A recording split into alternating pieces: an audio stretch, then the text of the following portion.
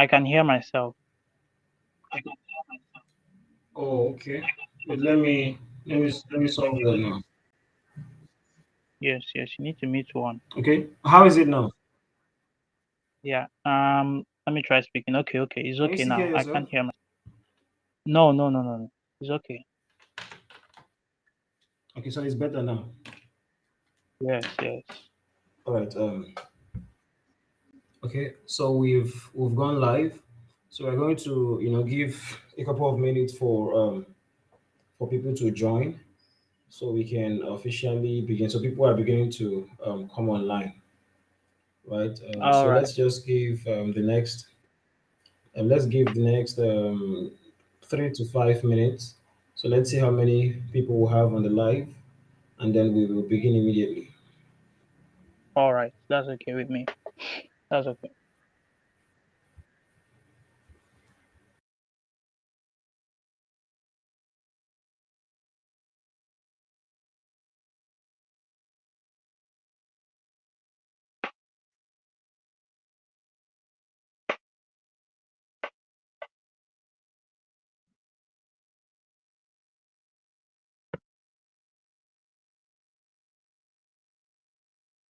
I think we have more people joining in. So welcome everyone.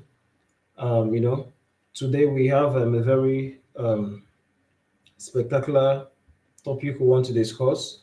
If you're part of the DEXA community, you already know that one of the things we look forward to doing is seeing a lot of people, start having successful careers in tech, right? And seeing people gain jobs after they must have learned the different digital skills that they're interested in learning. So today we've put this webinar together to bring in some of our students who just graduated and have secured jobs, so that they will come and share their wealth of knowledge, especially with regards to the jobs they've been able to secure. So I believe most and one skill that they have is finding tech jobs, right? Or finding jobs generally online. So this is why we have put this webinar today to enable you, hear firsthand from the people who are already doing this, how they were able to do it, and what you can do as well to get the opportunities that they've gotten. So my name is Victor Kelechi Kingsley, and I'm the founder and CEO of DEXA. It's nice to have all of you um, in the section today. So we are just like I was telling Mr. Charles Okafor, that we will just wait a couple of minutes for more people to join. So I can see from my screen we already have 36 people from YouTube. So we are going to give a few more minutes. So by 7:05, we would officially begin the section, because I'm going to also run you through a brief talk on how to go about finding jobs online. So I'm going to have to do that for you while we also hear from some of our speakers. They're going to be answering a couple of questions with regards what has brought us here today. Um, so in the next 2 minutes, we will officially start the program. So I'm just going to go off now. More like I'm going to turn off my camera while we wait for more people to come in, so that this knowledge you're about to share can get to as many people as possible. So if you're just joining, kindly comment your name, and if you've taken any course on DEXA before, just comment your name, the course you took, and your team. Your name, your course, and your team. And if possible, tell us what you look forward to gaining from the webinar this evening. Tell us your name, the course you took, if possible, your team number, and then what you expect to gain from the webinar we are having this evening. So I'll be expecting to read that while we wait for more people to come and benefit from this information section.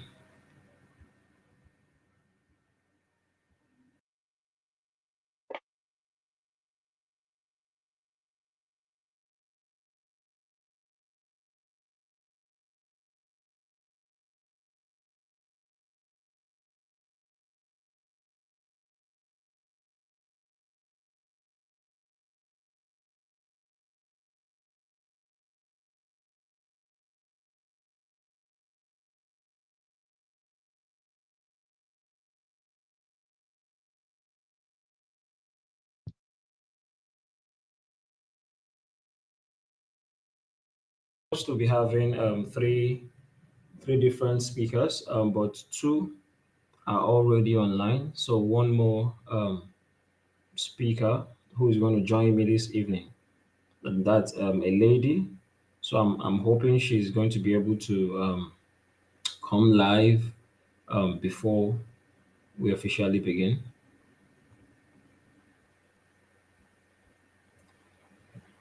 Okay, couple more minutes we'll be officially getting started. So I want to crave your indulgence to really put yourself into what we're about to do this evening so that you can gain every benefit of being here, because I don't believe anybody came here to waste their time. So I'm going to ask for your undivided attention as we officially begin the program. So Mr. Charles, confirm again that you can hear me properly from your end.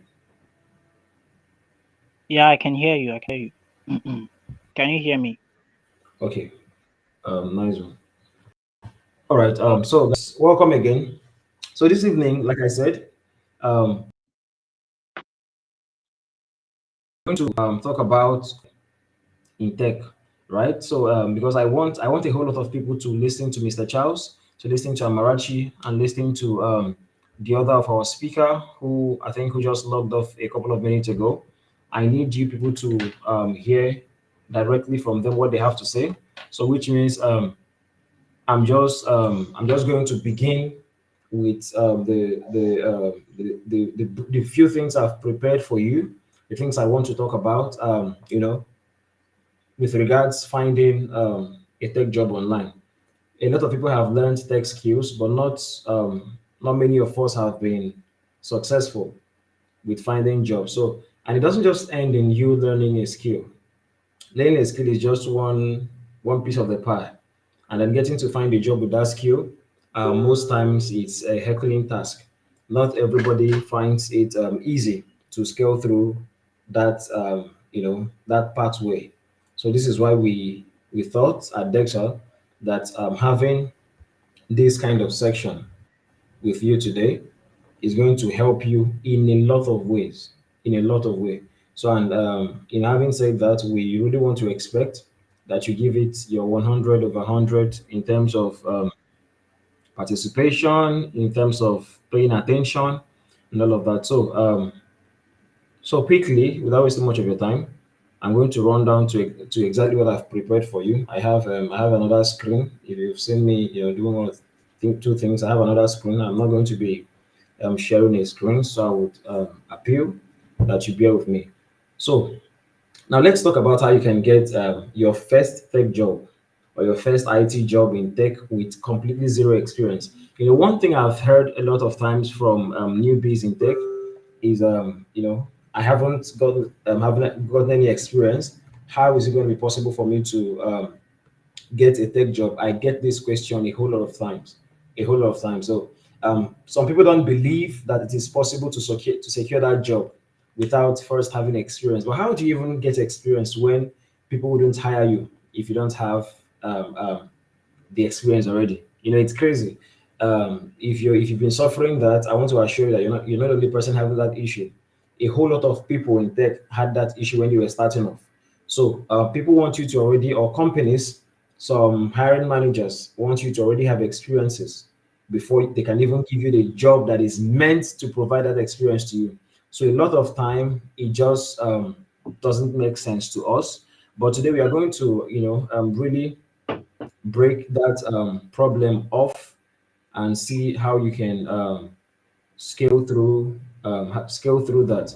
So quickly, you might be asking yourself, for example, if you're a starter, what are some of these IT jobs that we talk about? What are some of these tech jobs? Like I always say, you don't need to learn how to code. You don't need to be a badass programmer. You don't need to be a software developer. All of those difficult things in tech. You don't need to be all of that for you to be someone who has a job in tech. You could be a help desk technician.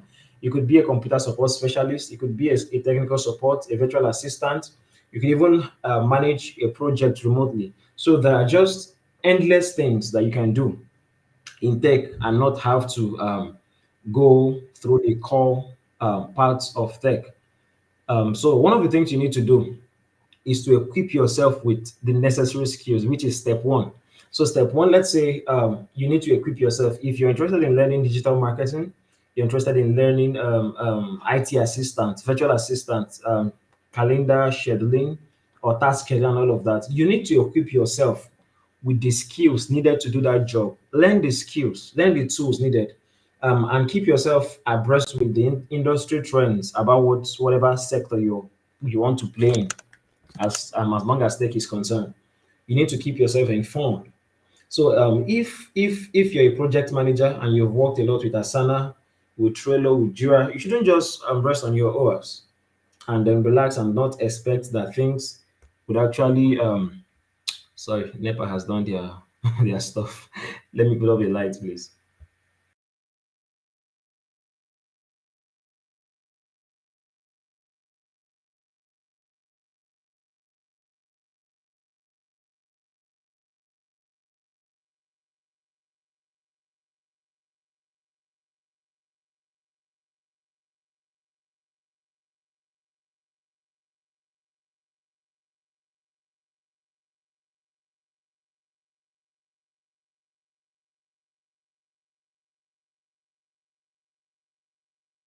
So, like I was saying, you don't need to, let the few skills that you have become a limiting factor for you.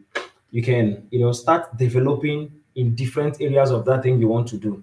There are still a whole lot of things you don't know about that stuff you're into, about that skill set or that career path you're following. There's still a whole lot of things you don't even know about it yet. So you need to try as much as possible to learn the what the trends in the industry are, so that when you're presenting that skill, the confidence to present it is there. So the first thing first, ensure that you perfect all of the skill sets needed to carry out that job. And then, in tech, one of the things that are not too necessary in tech is earning a degree. I would have said you should go ahead and earn degrees, but degrees don't, not that degrees are not necessary here, but degrees are not compulsory. You mustn't earn degrees for you to be able to do stuffs in tech. You could do a lot of things in tech successfully, even without having a degree with regards that thing you're intending to learn. So having a degree is not compulsory, but then I will advise, if the thing you are interested in doing, if there are industry certifications that you need to get to be able to prove to hiring managers that you are the best guy for that job, please go ahead and get all of those certifications. But in the case where the skill set you're going for does not require a certification, then you can, not bother yourself with that. But if the things you're doing, for example, for someone who is into cloud engineering, most times companies that will hire you for cloud engineering want you to have that Amazon web certification, because they believe that people who go through that training or who have that certification will definitely know what they are doing, right? So for skills that require, like cybersecurity, a lot of companies will not hire you as a cybersecurity expert if you don't have some necessary cybersecurity certifications. So for some of those skills that require you to be certified, research your industry, know where certification comes in. Know where you need certifications. For example, also people who are into project management, some companies want you to be PMP certified. You know about PMP for a project manager. That's to have a project management professional certification. You need it. So just unless the industry you're going into does not care about certification, then you can skip that part. But after getting your knowledge, find out certifications that are needed to operate successfully within your industry. Then the number three thing you need to do is internships. Internships are so underrated, so underrated. And if you've been part of us at DEXA, you would know that one of the things we started doing recently is to, bring internship opportunities to DEXA trainees, which is not supposed to be part of the perks of the course, but the fact that internship has become so important that people want to know, okay, like I mentioned when I was starting, getting experiences. How do you get experiences if you've not worked, right? And you might even ask yourself, where can I find internship opportunities? Like I always say, tell people, if I have mentored you in tech or anything related, you would know that I've always said that you don't need to go to where they would pay you to begin. You can start from where you would work for free. A lot of people can, give you that internship opportunity and have you work as long as you would work for free, maybe for 1 month. It's knowledge you're going there to get. So while you're seeking out internship roles, if they are being difficult for you, just know that it's a call to attempt doing it for free. It could be for 2 weeks, it could be for 4 weeks, it could be for 6 weeks. But the end point is you are going to gain knowledge, you are going to gain experience from that internship. So this is why it is very, very important that you put it as part of your big plans. You're going to gain knowledge from them. You don't need to keep your eyes on the money.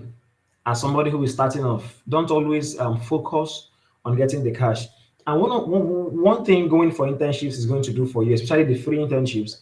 If you're going for tech roles that need you to build up a portfolio, having to do free jobs can help you build and grow your portfolio. So if a hiring manager says, "Hey, let's see what you've done before. Let's see the people you've worked for before. What have you done for them? What is in your portfolio? What can show us that you're qualified for this gig?" The easiest way to get all of that done, even before finding a job in quote, is that internship. So for each one you do, you add it to your portfolio. So by so doing, you won't fall victim of not having what to show for the skill you claim to have, right? Getting that internship it should even come as one of your top priorities, because at the end of the day, unless you can show it, there is no way to prove it. You can talk all you want, like people will always say that talk is cheap, but most times, unless you can show that you really know what you are doing, unless you can show that you're really in this industry, there is nothing for you. So like I would say, make up your mind, do free jobs. It's going to help you. A lot of free jobs. Someone said that unless you can be used, then that means you're useless. So don't say that people they want to use you for free. Allow them use you. At the end of the day, when you're being used, it makes you more useful, because it's only a person or only a thing that is useless that will not be used. So if you want to be useful, allow companies to use you. 1 month is not going to kill you. For a role you want to go in for, for a couple of years, giving 1 month for free wouldn't hurt you. So as much as you can, give yourself in for free services. Work for people, even if they're not going to pay you for it. The recommendation they are going to give you at the end of that work relationship can even be worth more than how much they might be offering to pay. Now, a company that is already reputable, if they recommend you on your LinkedIn or on whichever platform, or Upwork, whichever platform it is you use to hunt for jobs, if companies you've worked with write recommendations for you, it's going to go far beyond that money you expected from that internship. So let's say they were going to pay you $1,000 for that internship period, and then after that internship, you go, and then you don't see recommendations from them, you don't find anything meaningful to add to your portfolio. $1,000 will soon finish, and you'll be back in the streets looking for jobs. Now, I'm not saying everybody must go through that route to be able to secure jobs. It's not. There is no do or die affair about it. It is not a written rule. People have gotten jobs without having to go through internships. But then again, if something works and then people are doing it and seeing results from it, what stops you from trying? Especially as you've done other things and they haven't worked. So what stops you from trying this particular thing that people are doing and seeing results from it, right? So open up your mind to doing that.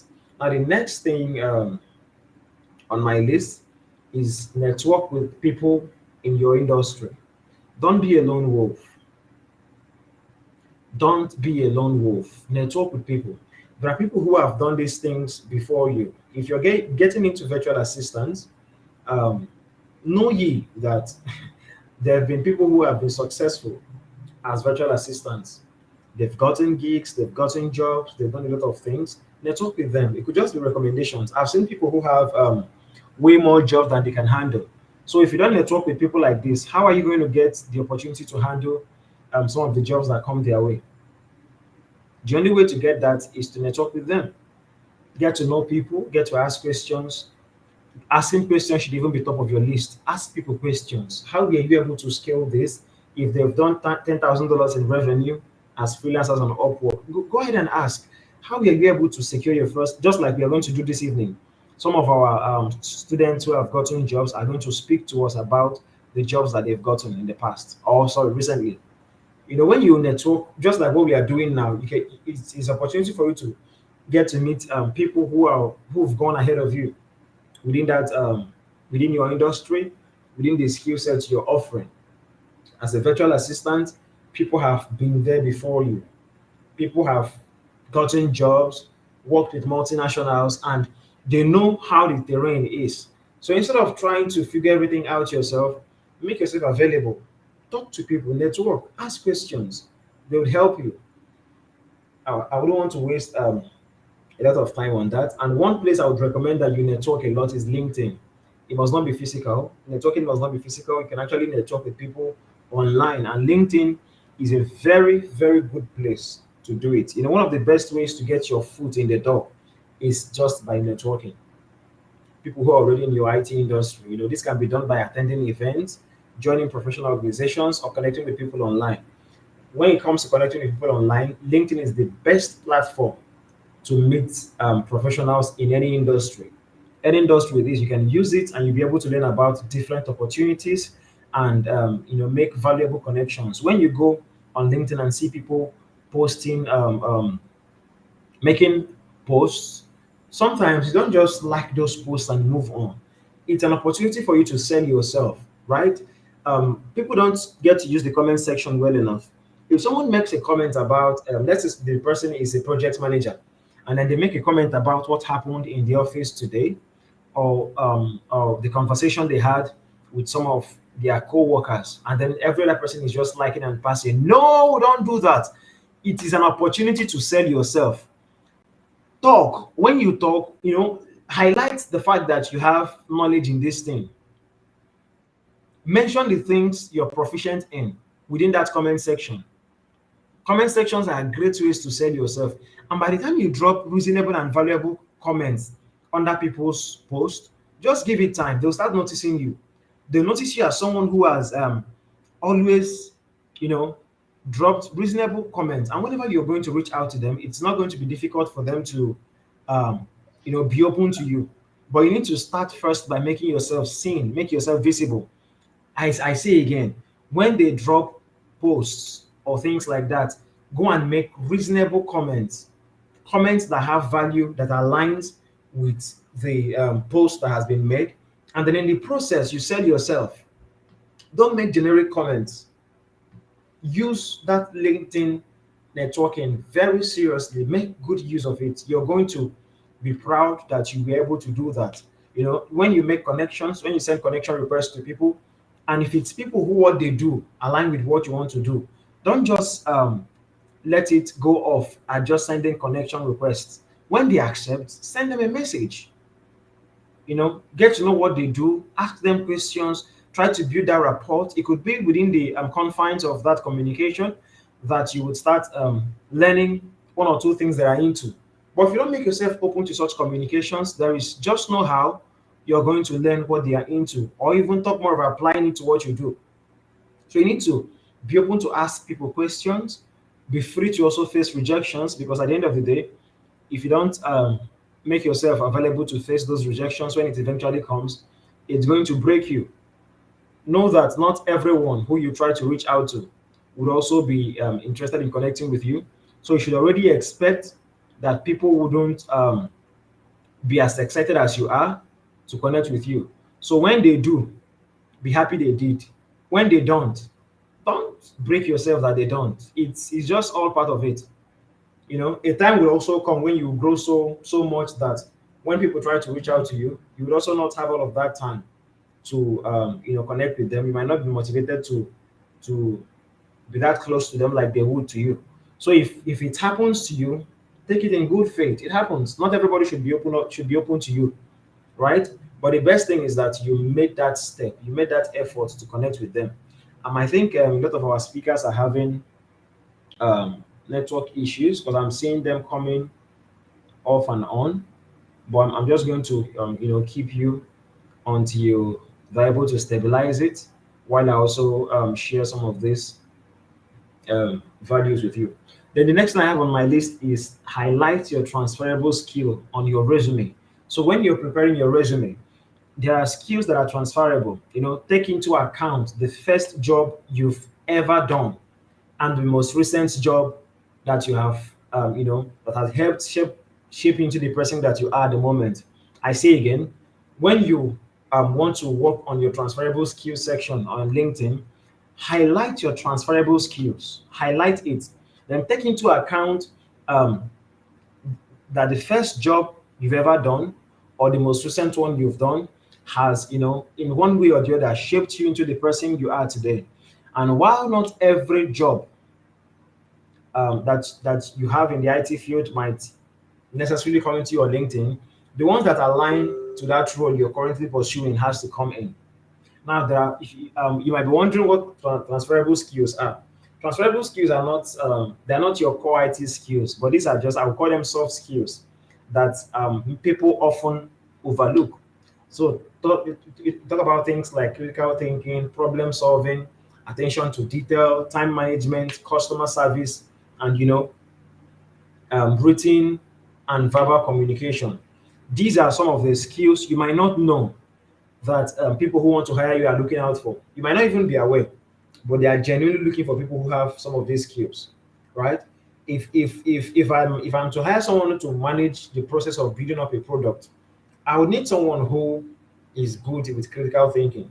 And while I might not actively be seeking that out, if I'm reading the resume of a lot of people and I come across someone who, specifically said that they are good critical thinkers, it's going to draw my attention. Okay. If I see someone who also mentioned that they are good with customer service, they are proficient in customer service, it's going to also draw my attention. Someone who mentions that they are good with chat support, technical support, these are some skills you can easily transfer from one role to the other. So it is very advised that you highlight these skills so the people who are going to be hiring you would know that you're coming with these extra packages to the job. So always bear in mind that you need to specify those skills. It's going to help a lot.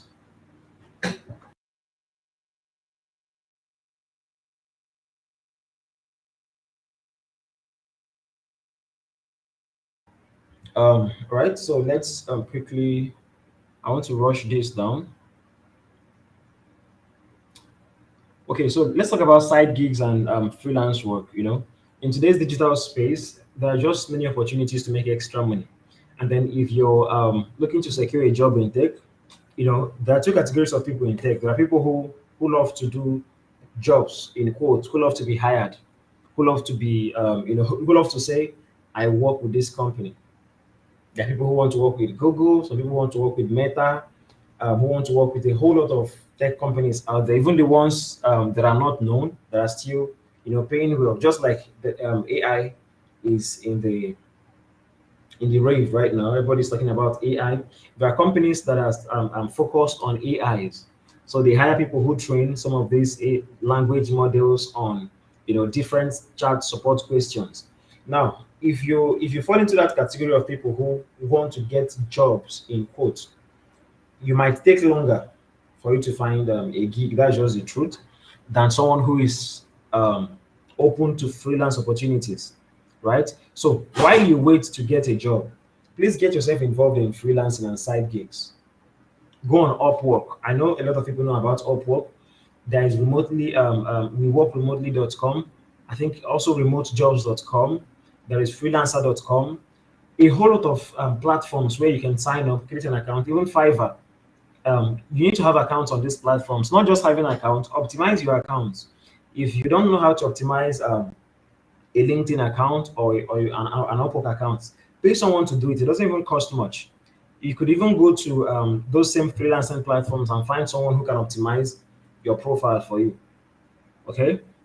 When you look through the jobs they've done, if they've consistently shown that they have the ability to secure numerous jobs, it's just a call for you to give them that gig to help you optimize your profile. So when they optimize your profile that much, it's going to be easier for you to find jobs. Most of the people who you see securing jobs on these platforms, there are people who have given time to optimizing their profile. So when you're applying to a gig, like on Upwork now, when you go to Upwork, there are sections for you to see jobs people have posted. Now, these people are not looking, sometimes they're not looking to hire you for a long time. It could be for a period of, talk about a couple of months. Okay. A lot of times they're not hiring you for so long. It could just be for that brief time frame.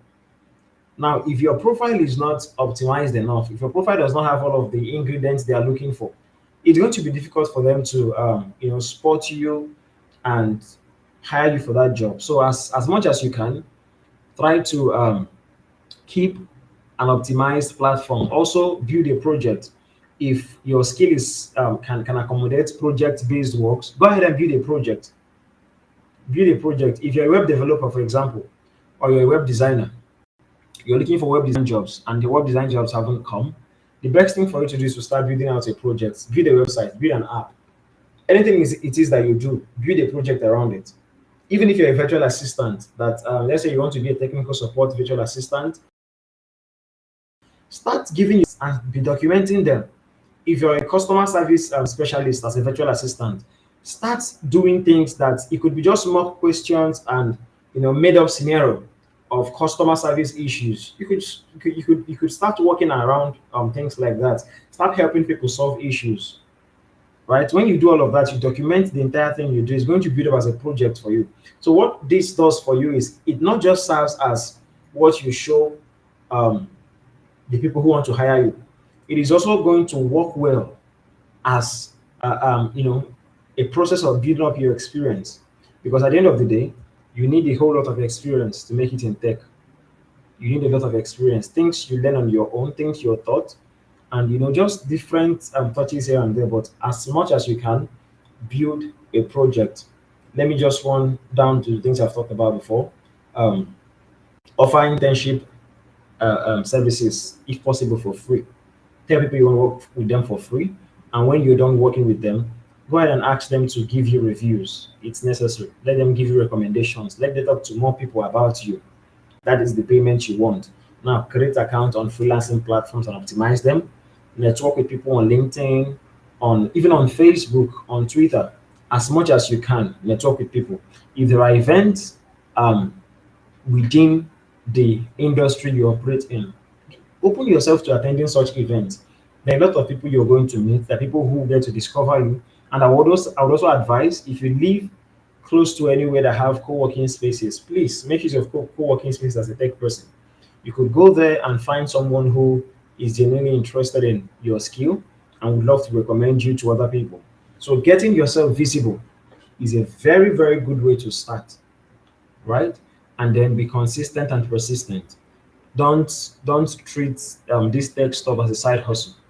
Sorry, as a side gig. Okay. Um, you could have other things doing, but if you genuinely want to make it through tech, you need to start treating it with consistency. A lot of if I ask now for you to comment, a whole lot of you have not even submitted job proposals for the past couple of months. Now, how do you expect yourself to get jobs if you don't submit proposals? How? And some of you don't even know that platforms like LinkedIn, each company on LinkedIn has, a page, or sorry, has a function where they can actually, publish jobs. You need to go look at all those places. Go and review those things. Go on LinkedIn, go to use the use the search icon on LinkedIn and search for the kind of jobs you want to do. You would be shocked that the jobs you are looking for are already out there waiting for people to take them. Use LinkedIn to your own benefit. When you open LinkedIn, that search bar, just type, for example, customer assistant job, customer representative job, or hiring a customer representative, you're going to see jobs that have been posted. And LinkedIn even has a filter for you to filter if what you're searching for is a post or a job. So, meaning when you search for it under the job filter, you're going to see job openings with regards what you're looking for. You go ahead and apply. When you sit down, when after learning your skill and you sit without trying to find jobs around you, jobs are not going to find you. The people who have jobs are not looking for you. They are looking for qualified people, and the only way they can look is by making the job opening and making the job opening announcement or to make it public. And when they've made it public, they expect that you find these publications and apply. So, like I said before, after learning your skill, the next thing you do is not sit and relax. Please start looking out for jobs. Go to LinkedIn, even Twitter has functions, have search functions where if you search, if you want to try this now, after this section, or even while we are on, you could go on Twitter and type, for example, just type hiring copywriter or hiring, comma, or hiring space project manager, hiring UI designer, hiring front end developer. Just try that on Twitter. You will see jobs that are already there. So make sure your resume is complete, like it's optimized. So even if you're going to be passing it through the ATS, it's going to pass the ATS test and it will be easier for you to get a job. But in all you can do, just keep looking, keep looking. There are jobs out there, but if you don't search, you don't find them. Which is why I always advise you keep looking. Don't stop searching out these jobs because they are really, really available. That's just the truth. They're available. I know someone who traveled to the US for something, and while in the US, someone asked her what she was into. She mentioned how she was a cloud engineer. The man was surprised and wanted her to stay back in the US. Why? Because he claims that cloud engineers are in short supply in the US. You can imagine cybersecurity experts. If like still expert, they still need cloud engineers. They need, a lot of places you can venture into. Even AI, the AI sector now is blooming. AI is hot cake. So if you become a successful prompt engineer or someone who is versatile with AI, if you don't if you don't network with people, so I encourage you post that suggest that what you're into, right? So there's still a lot of things to talk about, but I will stop here for now so that I can bring in Mr. Charles Okafor to tell us about how he was able to find the job he just secured. Mr. Charles, confirm if you can hear me.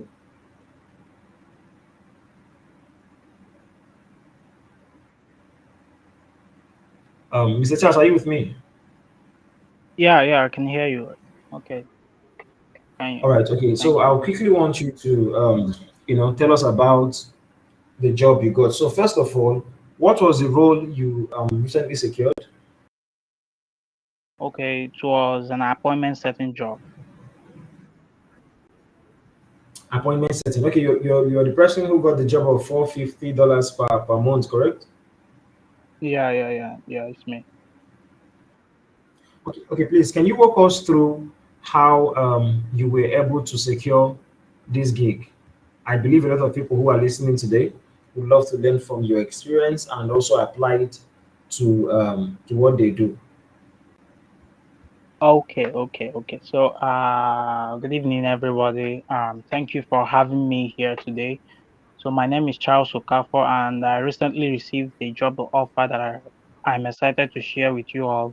So, before I dive into details, I would like to thank Mr. Victor here for inviting me to this webinar, and it's quite an honor to be here and share my journey with fellow Texans. So let me start with a brief introduction of myself. Um, I have a background in virtual assistant, customer service, and appointment setting, sales, and project management. So over the past few months, I've been working hard to improve my skills and apply to various positions that are with my career goals. So it wasn't actually easy. while I tussle to secure this. So the first step in my journey was identifying the right job opportunities. So I focused on the roles that match my skills and interests, and I regularly visited job boards and company websites to find openings that suited my profile. And it was really not easy during that time. And once I find a job that suits my career, all I do is craft the perfect application. So once I find a suitable job, I just spend a considerable amount of time crafting my application, and it also included tailoring my resume and writing a compelling cover letter. Like there's something called a call to action CTA. So you kind of write your cover letter in a way that it compels someone who sees the first two lines to want to read more. The person would like to know more about you. Something like, have you hired a virtual assistant? Or if you're assuming you're a sales agent and you just say something like, have you increased your sales percentage in your company like 15% higher? Those kind of things compels the reader to know more. So I made sure to highlight my relevant skills and experiences, and I personalize each application to match the job description. So just like Mr. Victor talked here, networking played a crucial role in my job search because I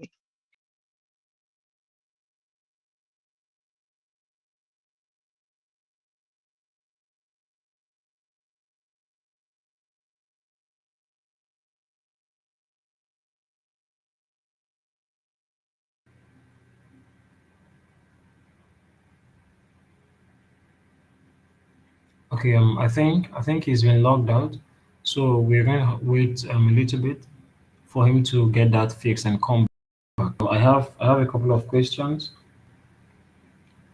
that I'm going to ask him when he comes back online. So I believe those are questions you might also have. So by the time he's joined us back, okay, he's back here. So he was going to continue from where he stopped. okay. So just like Mr. Victor said here, networking and referrals is very crucial while in your job search because networking played a crucial role in my job search because I connected with professionals in my industry and I attended virtual events. Yeah, I also reached out to friends and colleagues, asking them if they knew any opportunity or could refer me to any employer. And guess what? Whenever I have an interview, I prepare myself for an interview. After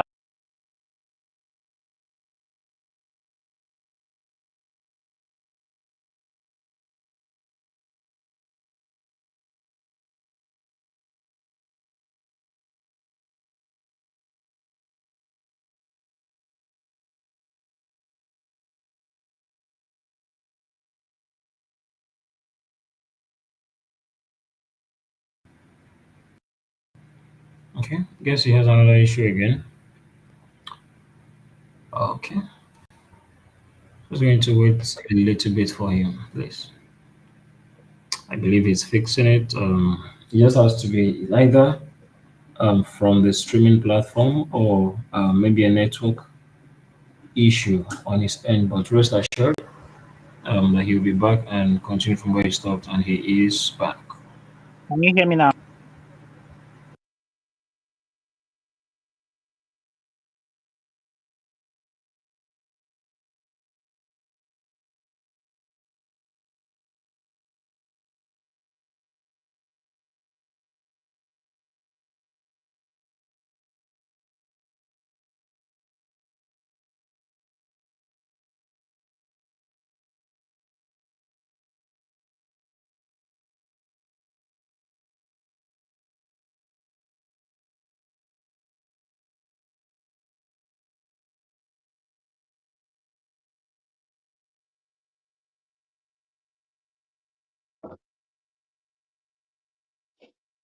Hello.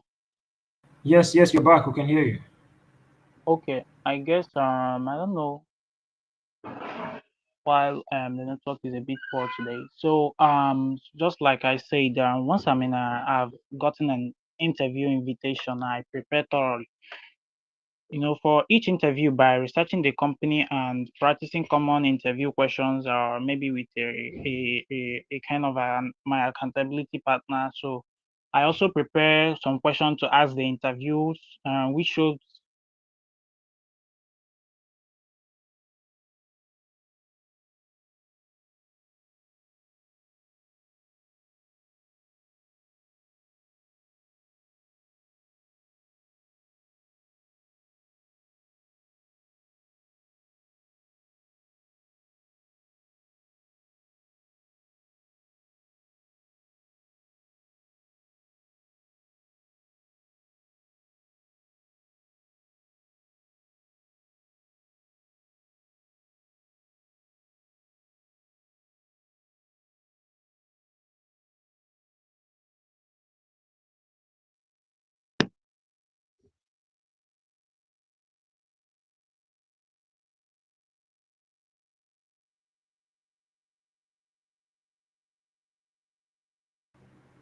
Mr. Charles, can you hear me?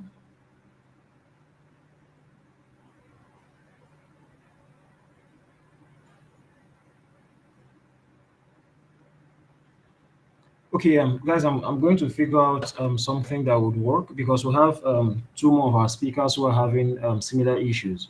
So I'm thinking it's from the streaming platform. So I'm going to figure something out quickly and see how we can resolve that. So I would likely, run a third party stream for them. I'm going to share a link for a third party stream for them. Just hang in, it is not going to affect your viewership. So just hang in there while I try to troubleshoot for them from my end. Please, we need you to learn all of this. This is why we've left everything we are doing to ensure um, that you're part of this thing and you benefit from it. Just hang in, please. Okay, can you hear me now? Yes, I can hear you.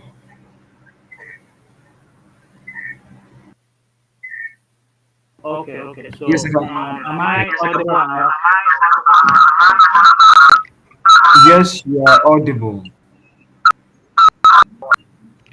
but I can hear some echoes. I'm trying to find where that echo is coming from. Okay, can you go ahead now? Um, so just like I was saying, am I audible enough now? Can I go on? Yes, sir, you are. Yes. Okay, so after I received the interview invitation, I prepared thoroughly for interview, just like I mentioned, and one of while through this job hunting for a sure challenges, you must face rejections because not every application was successful because and I faced several rejections along the way and it was really challenging. But I learned to stay positive and view each rejection as a learning opportunity.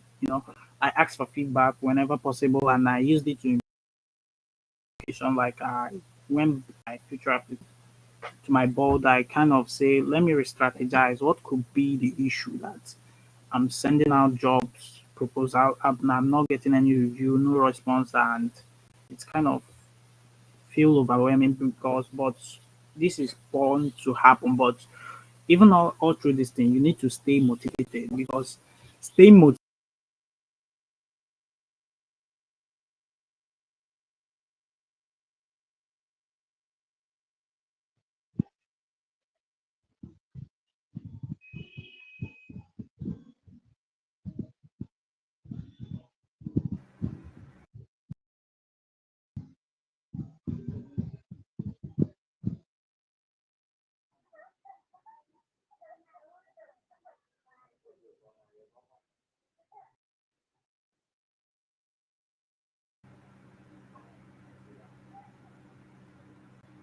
Mr. Charles, we can no longer hear you. Can you hear me from your end? Oh, And you can really get it done if you are being hired. So something else is to celebrate milestones. You should celebrate your achievements, no matter how small they may seem. Just like I shared the recent I got, and every step in progress and acknowledging this milestone can boost your morale, and which is very, very which is very, very good. And maintain a routine, stay positive, and also embrace goal mindset.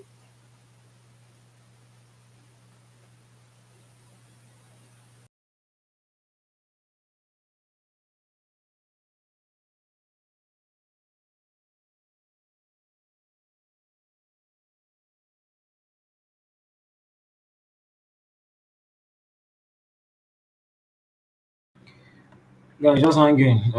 I don't know why it has to be today of all days that our speakers' networks are having issues. But there are questions I believe some of you have in your mind that I'm already prepared to ask them, and I'm really pissed that the network today, or maybe the website we are streaming from, is having this level of issue. But I believe it's something we can always find a way around, which we are actively at the moment trying to troubleshoot. Right?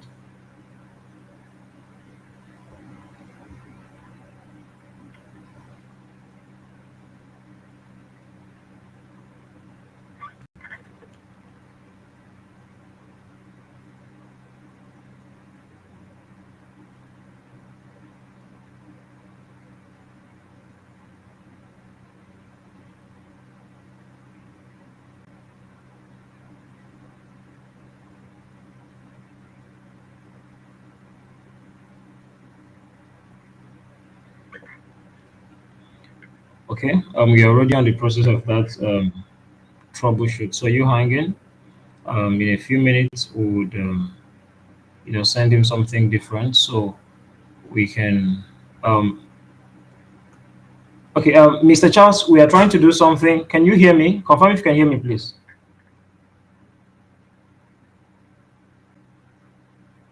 Mr. Charles, can you hear me?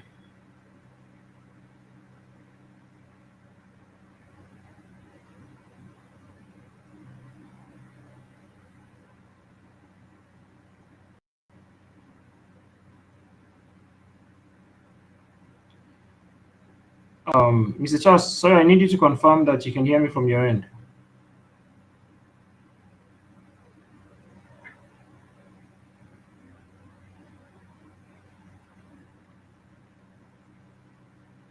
Oh, I guess not.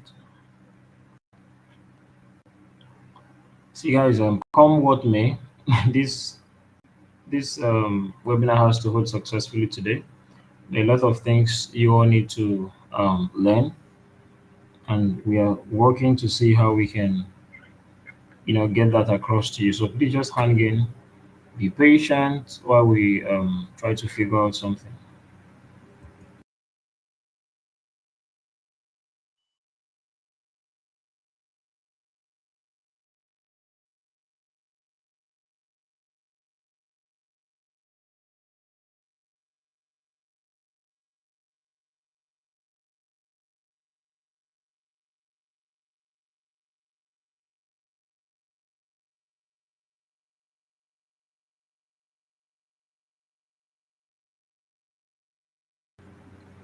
Mr. Charles, sorry, confirm if you can hear me from your end now.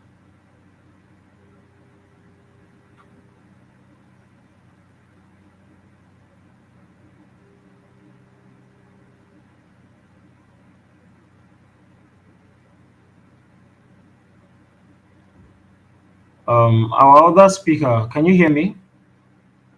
Is it Tune Badom? Can you hear me?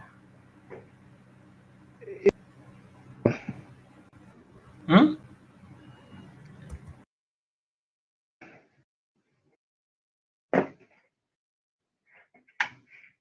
Hello,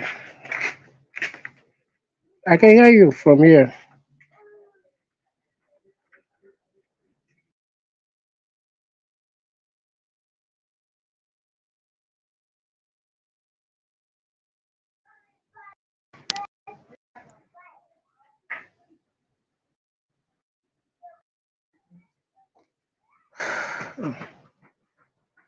Yes, I don't know. I guess Mr. Charles is, having a major network issue. Okay. This is not good. This is not good. Okay, Mr. Tune Badom, what's your real name, please? Okay, Mr. Clement, can you Okay, hear Mr. me? Clement. Good evening. Welcome to the Yes. webinar. Yes, I can hear you. Okay, good Okay. evening. While we try to Yeah, good evening. While we try to sort out Mr. Charles's issue, I don't know if you're ready to quickly speak to the community about your job and how you were able to secure it. Okay, yes. I've been battling with network, so I've not been very constant in the meeting. However, All I right. heard some of the thing you said earlier. So I want to thank you so much for having me. Good evening, all. So my name is Clement Badam Tunebari. Um, I've been um, a tech person before now for over 2 years now, but I've not been having the desired result. I don't know if you can hear me, sir. Yes, I can hear you. I can hear you.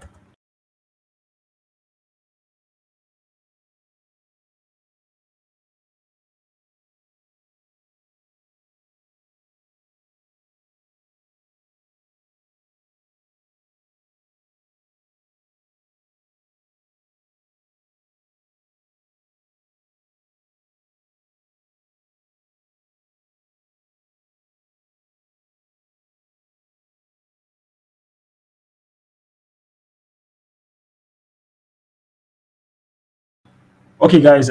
We have Mr. Charles back, but like I said, I'm going to plug him into a third-party platform, so it's going to be sounding like a recorded version, but he's live with us now, and Mr. Charles is going to continue from where he stopped. Okay, Mr. Charles, so you can continue now. Okay, so am I audible enough Yes, you now? are. Yes. Okay. So from where I stopped, you need to stay motivated, like all through these rejections, motivated during a job search. And I said we should set out small goals. And when I mean set out small goals, you can break your job search into small manageable tasks. You can have an ATS resume and you keep on updating your resume and also celebrate milestones that you have achieved. When you celebrate milestone, every step forward is progress, and acknowledging this milestone boosts your morale. And when you remember that you've achieved something, you keep on pushing, even though it's tough, and maintain a routine. If you've set out a goal for you that your daily routine will be applying for a certain amount of job each day, stick with the routine, and you can allocate specific time for job searching and skill development and also self care. And even though throughout your job search and your upskilling, maintain a healthy life. And because if you get depressed or you have an emotional depression, it makes you not to stay focused. And it sometimes happened to me earlier last year when I ventured into tech, and I kind of wanted to acquire all knowledge, and it was really overwhelming. But I said no, I need to have a breakdown of this. I need to grab one thing and place it on heads on, and when I completed it, and I'm sure that I achieved a milestone, I migrate to another thing. So often stay positive, because in this role now and in this journey, it's easy to get discouraged. But once you maintain a positive mindset, you remind yourself of your strengths and the value you bring to potential improvements. Like if you remember the things you've gone through, the things you've gotten, and they are just waste, you've not gotten any job. How can you waste all those training that you and all those skills that you've acquired all to yourself? You need to give it out. There are employers out there who are ready to hire you for your skills. It's just that you've not gotten the right person, or you've not secured the right gig. But although you might be out of gigs right now, but often seek support. Do not hesitate to reach out to friends, family, or mentors for support. Sharing your experience and receiving encouragement can be incredibly uplifting. Anyone here listening this who came live today can easily reach out to me. You can easily reach out to me if I'm available, I'll reply you ASAP and I'll lend you a helping hand as soon as possible. So you can seek support because myself, I seek support from my mentors and they put me through because no one is Mr. Know All. You often make mistakes. I can remember a powerful quote that is being sponsored by the New York Times. It was a quote from Thomas Edison, the one who invented the electric bulb. They say he tried 999 times. Some say he tried 1,000 times. So in his book, he said, I did not just fail 999 times. Instead of that, I achieved my goals. So, through this motivational insights, like embrace the growth mindset. One of the most important lessons I learned during my job search was the power of a growth mindset, like embracing challenges, learning from my failures, and constantly seeking improvement. This really significantly impacted me positive. Mr. Victor, I want to confirm, am I audible? Yes, yes, you're audible. Okay, okay. So in every rejection, just look at it as an opportunity to learn and grow. So instead of viewing your setbacks as failures, see them as stepping stones to the ultimate goal. So because you should be very sure there's this adage that says persistence pays off, and even then till now, persistence often pays off. So persistence is the key in the job search process. It's important to keep applying, keep networking, keep improving your skills, even when you face obstacles. Never fail to network. LinkedIn is a very powerful platform that you like. I've really connected with many people through LinkedIn, and I wouldn't think it would have been possible if I'm not on LinkedIn. And if you're on LinkedIn and you don't have a well optimized LinkedIn account, try to optimize your LinkedIn account. Let it look professional. And remember, you don't just go on into LinkedIn. You post anything. You need to think outside the box whenever your behaviors, because whatever you post, whatever you comment, uh, people often say that's how you behave. So you just post something nonchalant, they'll see you down, and tomorrow you might still want to reach out and the person will call. Yeah, and there was a bad attitude or bad behavior is exhibited in the online. The person won't like to collaborate with you, but if you keep on a positive mindset and act very professional, you tend to connect with many people. So even out of all this, when you're doing this, find something that inspires you. Find your inspiration. Like look for inspiration in your daily life. This could be through books, podcasts, or motivational quotes, or success stories of others who have been in your show life. I often like to listen to success stories of others who has been in my show. And when I go through these stories, I listen to them. Even when I'm at the bank or I'm almost at, let's say, there's no hope, I just can kind of feel like I've been stretching up from what these people have gone through. I learn from their stories and it really motivates me and inspires me. So whenever you're surrounding yourself with positive influences and mentors, you can guide and support yourself, and often avoid people who are jerks and people who can easily make you feel you can't do anything or you can't achieve your goals.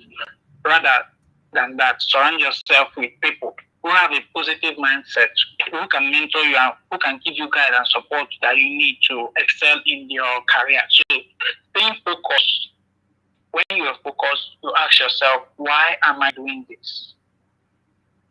Always keep in mind why you are pursuing this path. Whether it's to achieve a personal dream, provide for your family, or make a positive impact in your field, your why will keep you motivated. So doing this job start, and it was actually an appointment setting job, and it was a direct referral from a client I've once worked for, and it was a contract job, and I performed especially well with him. And he said, according to me, according to him, I exceeded expectation, and he saw her friend who is often to hire an appointment set, and he connected me with the person. The same day we had an interview, and boom, he hired me with a little training they give me, and currently working for them. So here's all about keeping a positive communication with people who you work for and try to make yourself more organized and professional. So what I'm trying to say in essence is if you want to achieve in this journey or some of the things that have helped me achieve is being persistent because persistence is the key. Don't get discouraged by rejections. Keep applying and improving your skills. Personalize your applications. Personalize each application. Tailor your resume to and your cover letter to match the job description. There are so many platforms out there. We have Fiverr. Uh-huh. Fiverr, you can create a project and sell there. We have Upwork and LinkedIn and Upwork is a kind of advanced.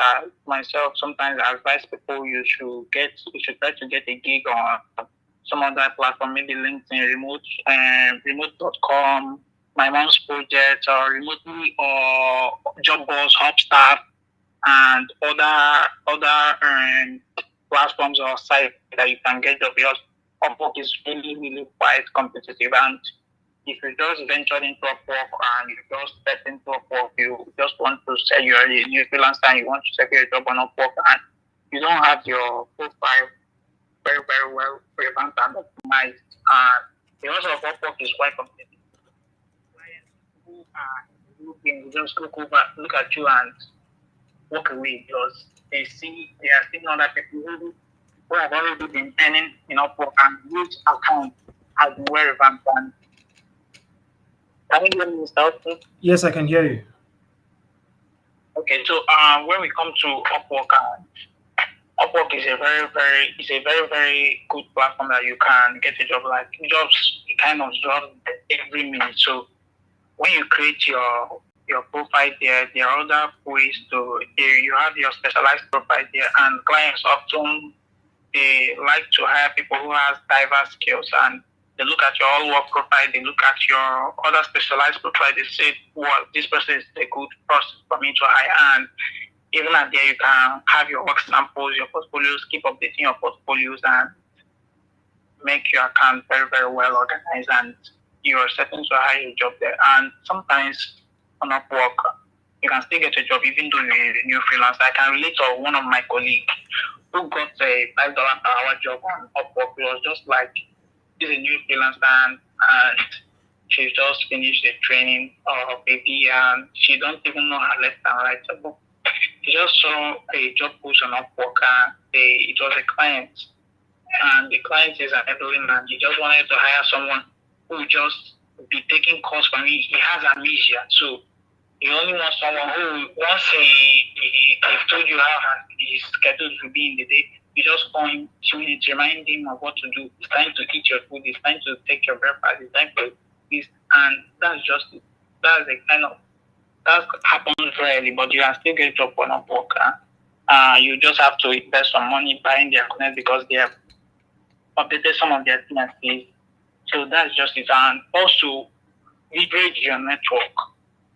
Attend industry events, like connect with professionals on LinkedIn and don't hesitate to ask for referrals. Once you connect with the person, you can ask them for direct referral based on how good you are with the person. Not prepare for an interview. You have an interview and you don't have a cool workspace like most times on the interview, you need to be on your camera on.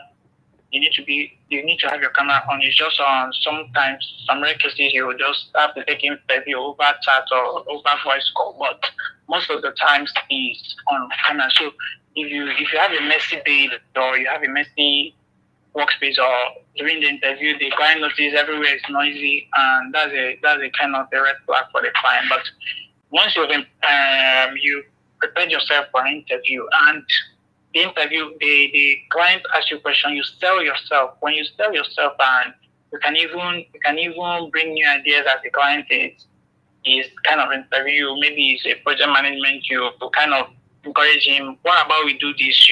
How will it be if we use this method? Won't this project go better if we use this project? I know because who got a job from that.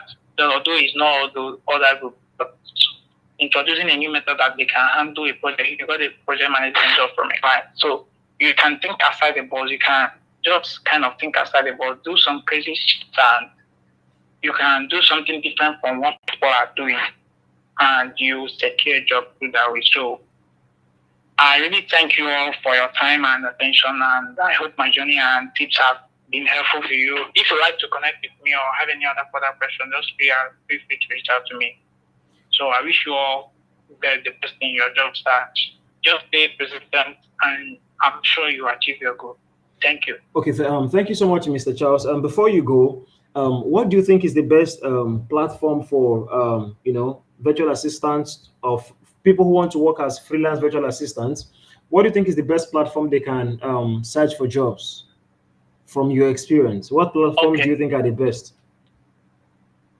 Yes, for virtual assistants, LinkedIn, connecting with LinkedIn is a very nice platform. Like, you can do some investment. If you are on LinkedIn Premium, that's a very nice that you can just search for recruiters, message them, send them a pitch. You can use some lead generation tool to generate lists of recruiters and find their email, their phone numbers. Just send them a pitch, follow them up with messages. They might at the time try to look back and say, this is really somebody who has been sending me pitches. So I need to have an interview with the person. They can just as they go, even though you might have an offer, then they will still remember that they have someone who can offer some service. They will reach out to you, and if you are not comfortable with the job you have already, you can just switch to and continue with that. So LinkedIn is a very nice platform, and using some lead generation tools to generate list of recruiters of some companies, some CEOs. Or as a virtual assistant, you have administrative skills, you have executive skills. You can generate list of some CEOs, their email addresses.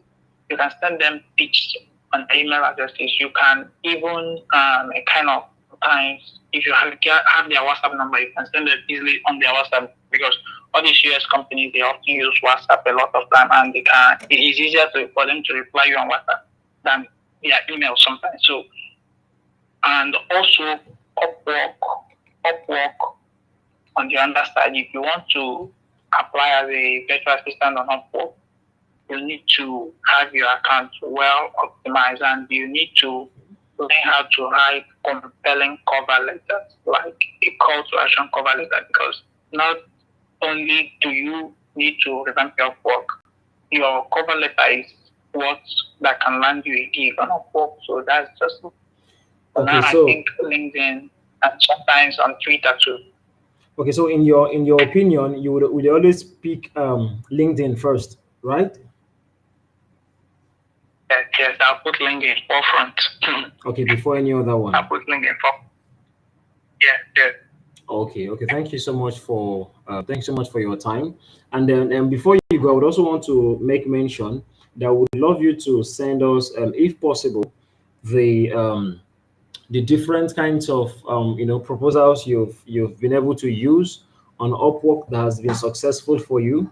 So if it's possible, if something we can get, so we can share with the community the different kind of proposal types you've written that has worked in the past, that we can quickly share with our community, which is our co-learners on DEXA, so they can also replicate these patterns of proposal writing while trying to submit their work. Is this something you can do?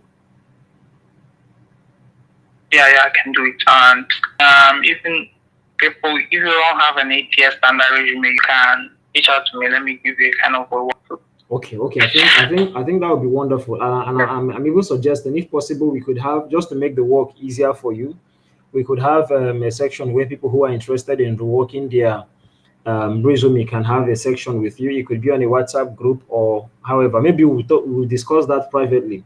So you tell me what channel is best for us to do that. Okay, that's okay. All right. So thank you so much. Okay. Thank you so much. So I'm quickly going to reach out to our other speaker. Go ahead, please. Okay, so I also applaud you for what you've been doing. It's really not easy connecting genuine and intellectuals there, and also networking there. What you're doing here is quite a kind of an empowerment. So most people, so this is really an empowerment program. So I really applaud you for your hard work. Well, thank you so much. Thank you. Okay, Mr. Charles, we do appreciate your time. and we've held you for long, and we are going to let you go now, so we can bring in the other of our speaker who just also landed a job to come speak with us. Do have a wonderful evening. Thank you. Okay, guys. I want to thank you for being online so far. We are going to bring in the next speaker. Like I said earlier, we had issues with the platform that they're supposed to be streaming from. So we've devised a way to get around it. So I'm going to bring in the next speaker while their um, the quality of their audio might not be as expected because of the issue we are facing. But I'm going to ask that you pay proper attention so you can be able to hear everything they have to say. So the next speaker is live now. Good evening, Amarachi. How are you doing? Good evening, sir. Good evening. Okay. All right. We want to apologize for the technical difficulties you encountered trying to join us on Restream, but we believe speaking with you through this medium will help you pass the message we've brought you to pass. So, are you ready to speak to these people? Yes, I am.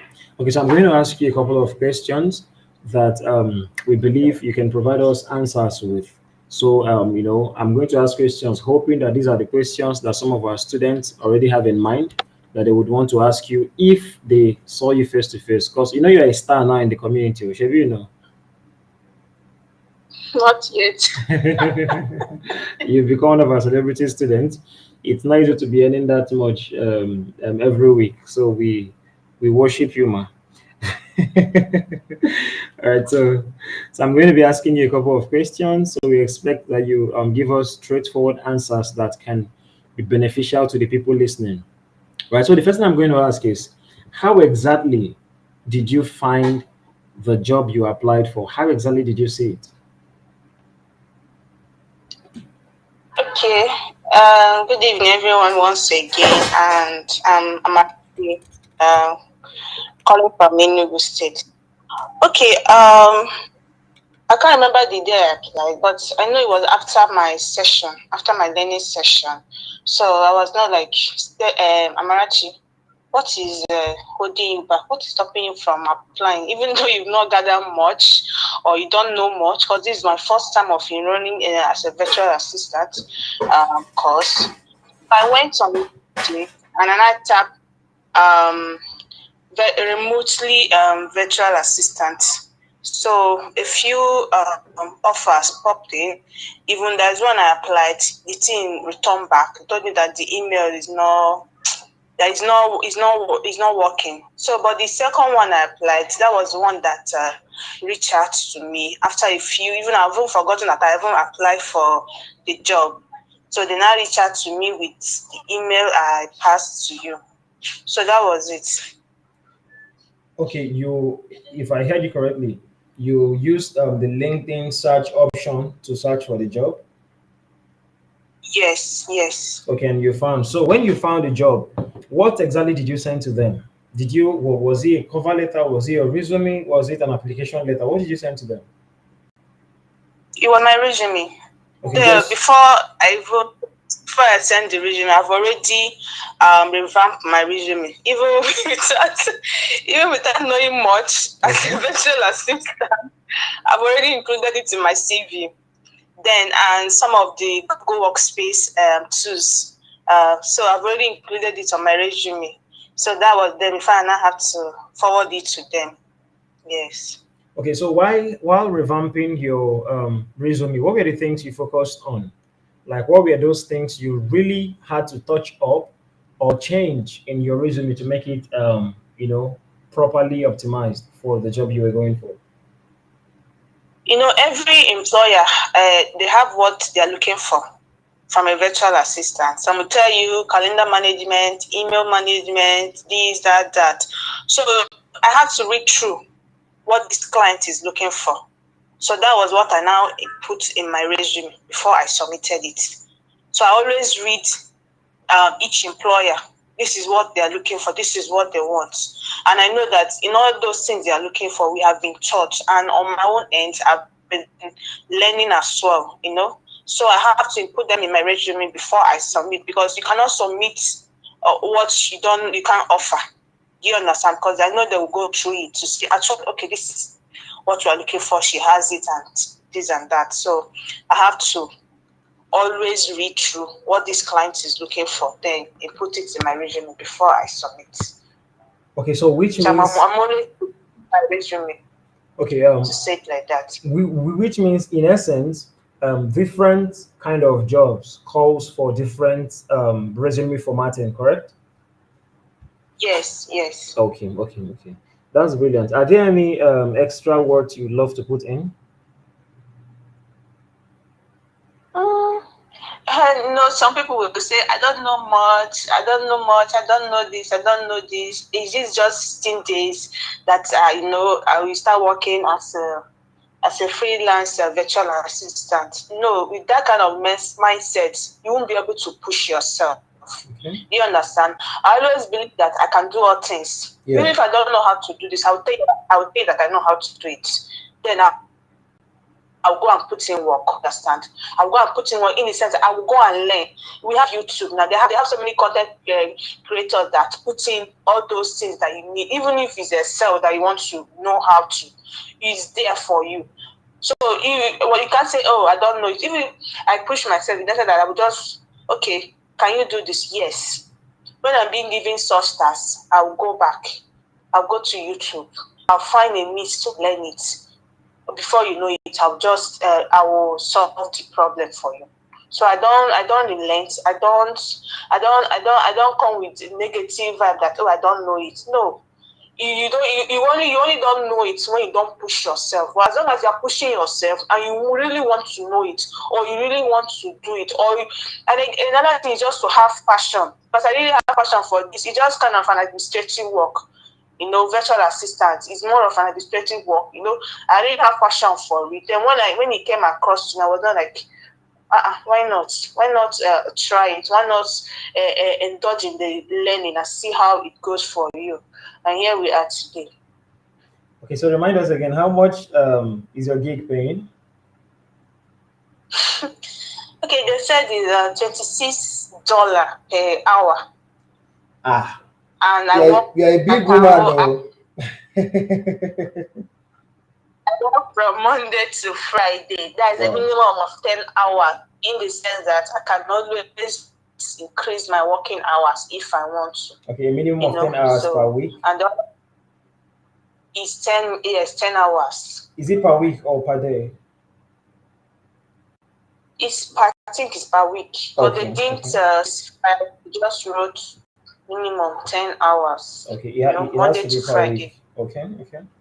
That's about $260 per week.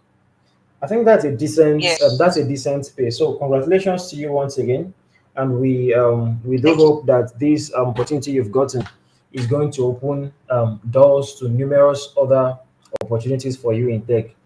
For some of the people, for some of us in tech, or some of the people in tech who are now earning in multiple millions. It started this way. It started with a little gig. For some people, it started with a small business. Some it started with, for people who are, tech is really broad. There are people who learned some tech skills, and then with those skills, they went into e-commerce. They went into, some even went into content creation. Some went into blogging.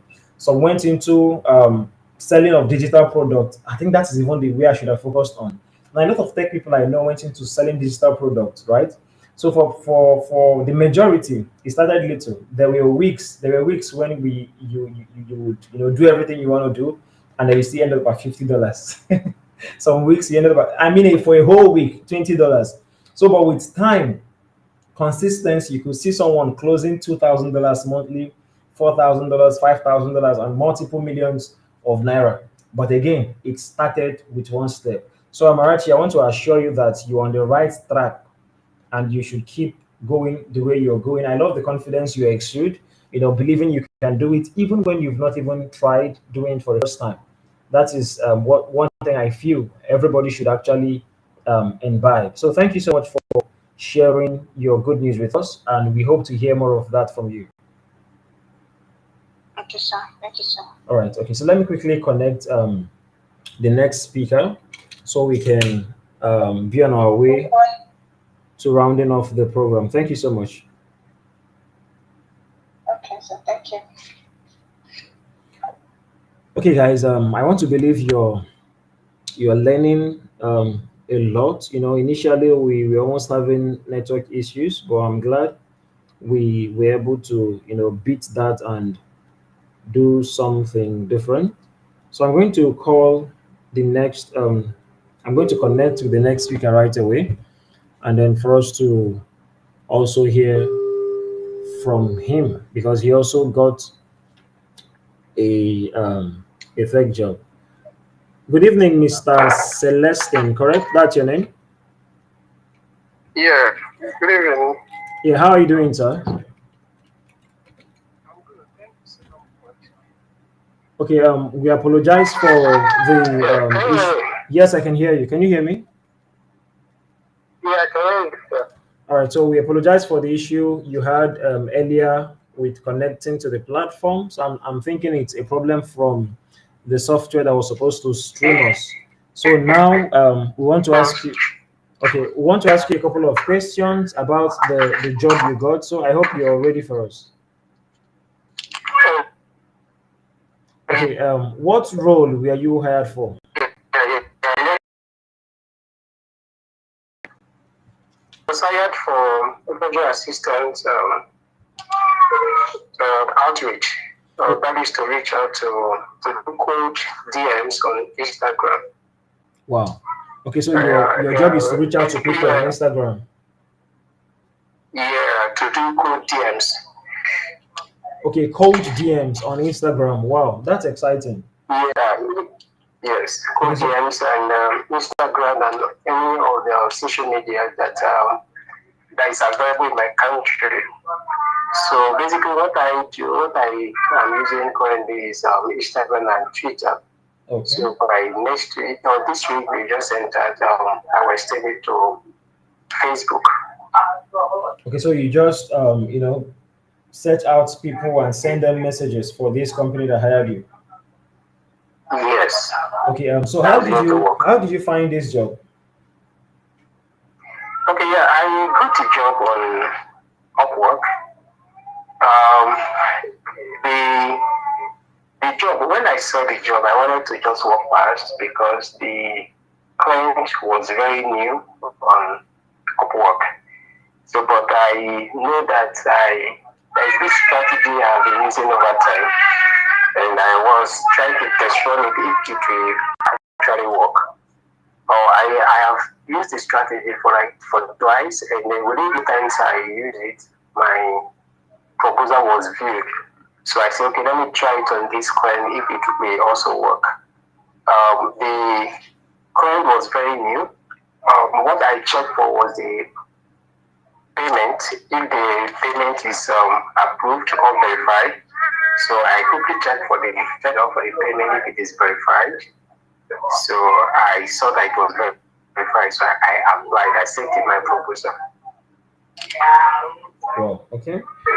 Was it the first job you've gotten on Upwork? Yes, it's actually the first job on Upwork. Okay, so And the first interview I've gotten on Upwork. The other interviews I've had was on LinkedIn. wow, that's amazing. Okay, first of all, congratulations on that job. But the question I have again Thank you, is, sir. the role you got. Have you done any job in that role before? Okay. Basically, I've not done any job on outreach. Sorry. I But think where you are is a bit noisy. We can barely hear you. okay, let me have to change my position. Okay.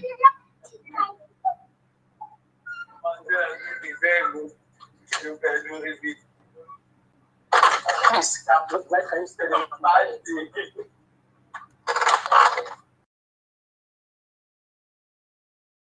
Yes, I can hear you better now. Go ahead. okay, yeah. So I've not done outreach job before, but I know I can do it. So in my proposal, I was able to prove um, to the claim that I can do this job. Actually, I know the nature of the job. I decided to go through the job ad. So I read within the lines. I capture everything that the client wants to achieve. So when I look at them, this is what I can do. Although I've not done this type of job before, but I can do it. So within my own day-to-day activities, I know I have done something like this and I have experience, so to say, but it's not like I've done that in a conventional company. So I told the client that if you are looking for someone that can do this, that is very proactive and is very thorough in this job, that you should search no more that I can handle this job. So this is my first job. I've not done it before, but I know within me I can handle this job perfectly. And that's why I applied. Yeah. Wow. I think that's inspiring. So this goes to show that people don't really need to be completely or deeply experienced in some of these gigs for them to secure it. So as long as you're confident you can do it, and as long as you have an self motivation that you can even learn at the job on the job. So once you've gotten the basic knowledge and just the basic knowledge about anything, you should go ahead and attempt doing it, right? Yes, and I've also learned that from our little things, the things we do on daily basis, also end up giving us experience. Right? Okay. Before now, personally, I run my data vending website. So sometimes I look for clients, I look for those that buy data. So I go on social medias, look for them, try to get their emails, and I send them emails. All right. So that is almost like looking for people, lead generation, and reaching out to them by sending cold emails. So before now, I have done cold emails with my own personal business. So cold emails I've done in the past, and now sending cold DMs is nothing different. So by all our activities today, things we do daily also end up giving us experience. So I think if you can do the job, there's no issue bothering about experience. Just that you have to prove to the client that you can actually do it. And one of the things I also stated in my proposal, I actually told the client that in the past I have done this type of job, but this is the result I got. And I think that was the key thing that made the client to hire me, because I was able to say the figures. I told him I have done this type of job, and this is the result I got. And why did I do that? I just saw it that in my own personal business I've done these things, and this was the result I achieved. So I just stated that result to the client, that this is what I have been able to do in the past, and this is the result I achieved. So basically, what is needed is that every time you should keep improving yourself, because now improving yourself will also build your confidence. So that when you see that job that you can do, you don't need to think about having experience and all of that. And I know doing the job itself, there are other things that you will learn. So I started the job, and I also saw that there are other things I need to learn just to add to my experience. Okay, I think this makes a lot of sense. This is also, I think, is also an eye opener. There are people who are not who always have this issue of lack of confidence that after learning their VA skills or even product management skills and anything it is you've learned, some people are really reluctant in reaching out. And also, one thing I also want to put out from what I've heard him say that I also want to mention to everyone is you must not, it's not compulsory that you would only get jobs according to the confines of the skill you've learned. There are complementary jobs that could come around. So let's say you learned appointment scheduling and then there is a job for data entry. You know that in the course of learning the virtual assistant course, you were able to do one or two things with Excel, right? or it could be travel booking, but before you learn travel booking, there are other things you're able to do. So you should open yourself and be willing to accept roles from things that you're not even focusing on at the moment, because just like Upwork works, you would need some of those jobs to be able to secure extra. You will need some of those gigs to open you up to more jobs, right? So thank you so much, Mr. I don't know if, let me not forget your name, Celestine, correct? Okay. Thank you. Your name is Celestine, right? I think I've forgotten again. No, mine is Mr. Clement. Okay, Clement. Sorry, Clement. I keep mixing it up with Celestine. Yeah. Okay, thank you, Mr. Clement. But before you go, one more thing.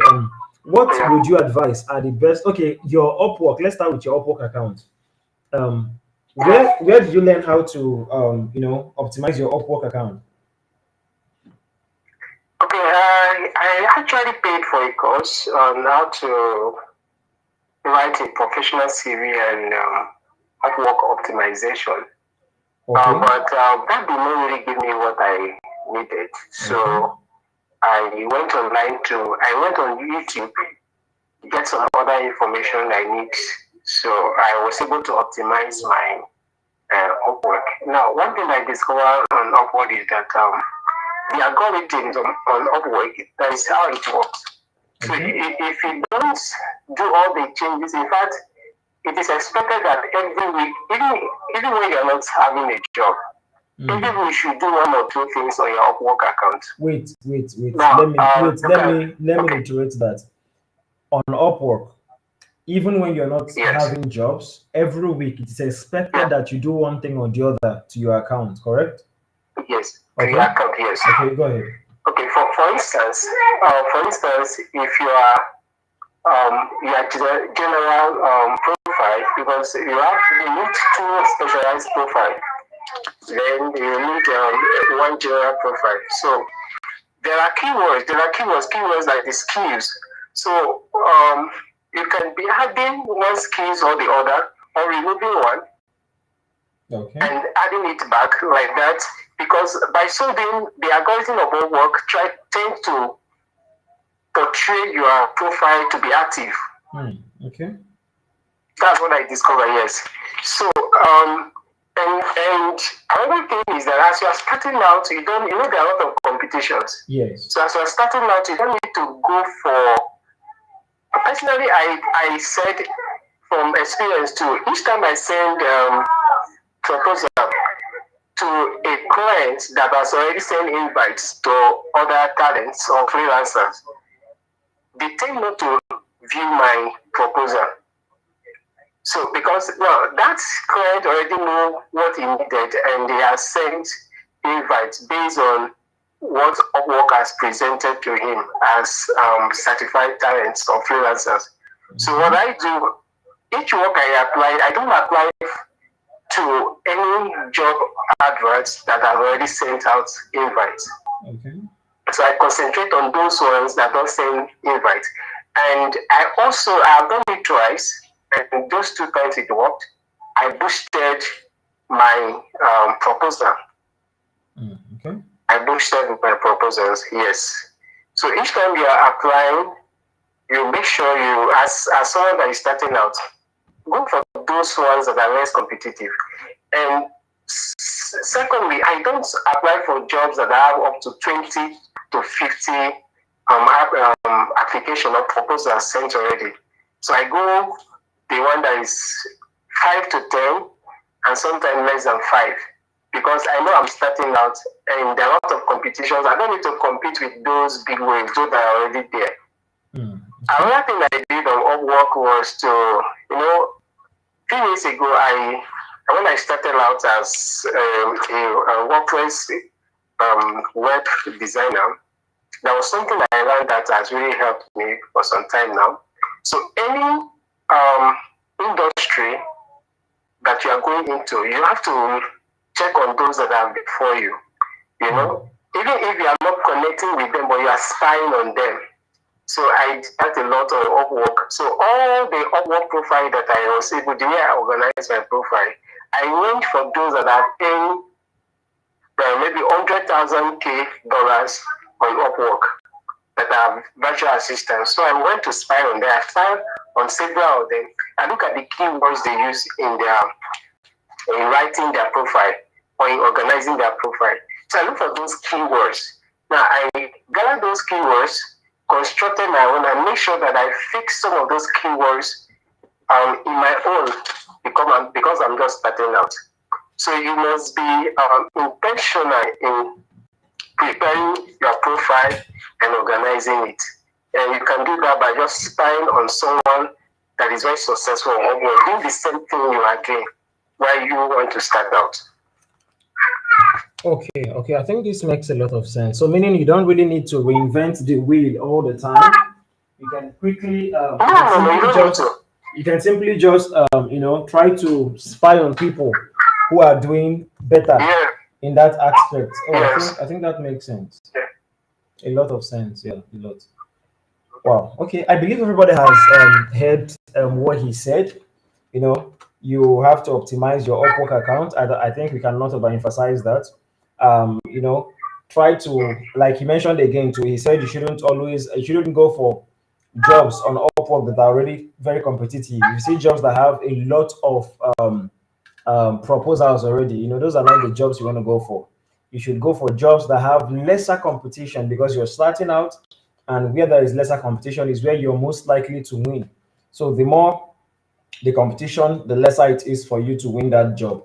So as someone who is starting off, you could want to eat the frog. You want to do the difficult stuff. Jobs that people are avoiding, you could just take it head on, just for you to have, something going on your portfolio. And I also noticed algorithms will always refer jobs to people who already have jobs. That's just the truth. Even as the Bible said, that he who has more will be added unto him, and he who doesn't, the small one you have will be taken away. Right. So I think the algorithm respects that discipline as well. So in as much as you want to get jobs, try as much. Even there are some practices on Upwork that many people don't even know about. The practice where you could accept a job for as low as a major fee, $5. It could be a job that should pay you $50, but just set up a $5 job and take it and do it for $5. Just it's cheap to pay, and when they pay you that money, the good thing is that they're going to give you a very wonderful review, and the algorithm works with all of these things. If you see people who always pop up on the feed of the clients, is that it's people who already have big things going on for them. And sometimes you begin to wonder, why is the algorithm giving food to people who the amounts are already full? It's just a simple principle. They have more on their basket, so they deserve more. I always tell some of our staff that the proof of good work or the appreciation for good work is more work, right?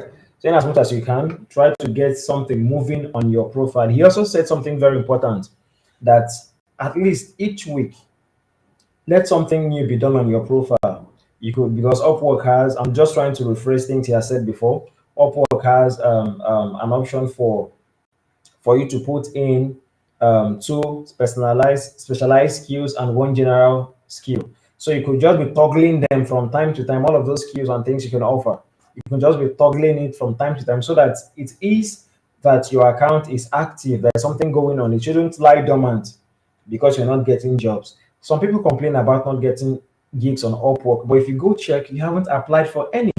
So you must be willing to apply, put out the work, seek out that opportunity, because it is by applying that you can get acceptance or rejection. Two things will always happen: is either you are accepted or you're rejected. So what if you're not rejected? And what if it's acceptance that you get? So you will never know unless you try. So thank you so much, sir, for making out time to share your experience with us. So want to congratulate you once more, and let's also say again, the gig he got is cold outreach. Cold outreach is reaching out to people about a product or service who you have not spoken to before about it. You're speaking to them for the first time. You might be wondering why companies do some of these things. It's a marketing, let me call it an advertising strategy. Now, when for people who study advertising, it is being said that a customer gets to buy a product after they've seen it for at least 3 times, right? So, but cold outreach is your first contact with a customer. Now, some customers would respond positively, some wouldn't even respond, some will block you, right? So this is a problem he's solving for this company, helping them gather leads that they will use for further marketing and conversion. And it is a lot of money. That's the truth. We are going to go into a partnership with though we didn't seek out that partnership, a business in the US reached out to DEXA sometime. They wanted DEXA to break into the US market properly. Now they were offering us leads. You couldn't imagine that they were offering 3,000 leads for about, I think, for $3,000. So meaning we are going to pay $1 for a lead. This lead that you're hearing is email addresses of email addresses and people's names. So you might be thinking, why will Dexa choose to pay $1 for, though even though we didn't accept the offer, but there are people who would. We didn't accept because we already had a system working for us. Dexa already has a system, a structure that can even beat that when we are ready for the US market fully. We have students from the US, but we've not, we don't have the population we have in Africa, in countries within Africa as we have in the US. So whenever we are ready to like really have population in the US, we might adopt that or still try to replicate what we've done within Africa and in some parts of Europe.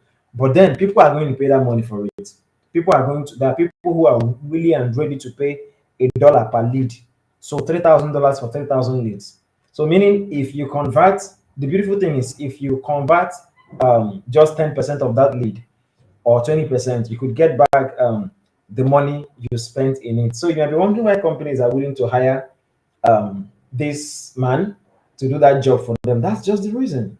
So there's no need to limit yourself to what you can do. There are problems to solve, right? When you're able to solve that problem, you make money from it. Virtual assistance is a business. You're not anybody's staff. And I'm saying virtual assistant because we have majority of virtual assistants joining the program, and I believe people from our different programs are also here. So virtual assistance is like a business. You run it that way, you diversify, open different streams of income. You might think as a virtual assistant, you have just one stream of income, but that's a lie. You only have one stream. You might say that the stream of income is virtual assistant, but that's if it could be your reality if you want it to be so. Then someone else could say, okay, fine, virtual assistant is the ocean, gone, gone, gone, gone, gone. But from that ocean, we have 10 streams. Now you could be doing data entry, appointment scheduling, and you must not necessarily do it alone. You could, bring other people within your team. And I would even advise, if you can and you should, form co-working teams, in the sense that you could be the leader of that team. These people now work with you or for you. You secure jobs, you share it to them. You could be an agency. You get jobs, you share to them. When the money comes, they take theirs and give you a percentage. It's business. So create, as much as you can, create a lot of opportunities for you to earn more as a virtual assistant. So thank you so much, Sam, for coming to share your knowledge. We are glad to have you. Thank you. Thank you so much. Thank you. All right. So everyone, we've almost exhausted or used about 2 hours for this section.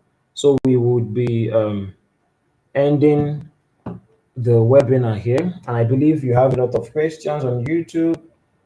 Maybe you could just keep the questions for our next webinar, because time's already fast spent. It's almost 2 hours. I want to thank you for making out time to come and learn from what we've packaged for you. It's not easy on any of these people we've brought here. People are busy, but they still made out time to share with you what has worked for them, which is what I'm really eager to always do. Whenever we have people securing jobs, I am going to bring you here for you, right? I want them to come and tell you what they are doing that is working for them. We don't just want to train you, we don't just want to give you skills, we want you to make money from these skills. And this is why we are going to have to keep doing what we are doing, as long as it's working, as long as you're going to get in jobs.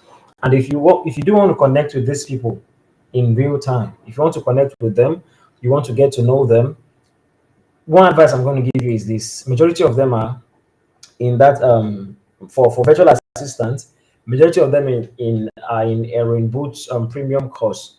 I'm going to advise that you finish up your course, master the things that needs to be mastered, get your certificate, which grants you access to that accountability community. It's an accountability forum where Erin Bolt went deeper into even she went deeper than you can imagine into the things she thought in that premium class. And I'm going to advise, if you can, please get your hands on it so you can, have access to these people, to be able to ask them questions, to learn from them, and to make the most out of that opportunity. Because normally you should pay for this kind of information they are giving, but they are here giving it for free. And we want to thank DEXA for making that possible. So and I'm going to advise that you make good use of that this opportunity. Get into that platform, ask them questions. I do, visit those platforms myself, one after the other, to see what's going on. And trust me, these people are building up each other. There are many of them there. So get your certificate and join them. They are building up each other every single day, learning new things, discussing what has been learned, and trying to help one another come up. Right. So once again, thank you so much for making out time to come and learn and improve yourself. We do hope to see you in our next community webinar. We'll keep doing this until tech works for you. Thank you so much. You've been amazing, and I remain Victor Kelechi Kingsley, a staff of DEXA. Thank you.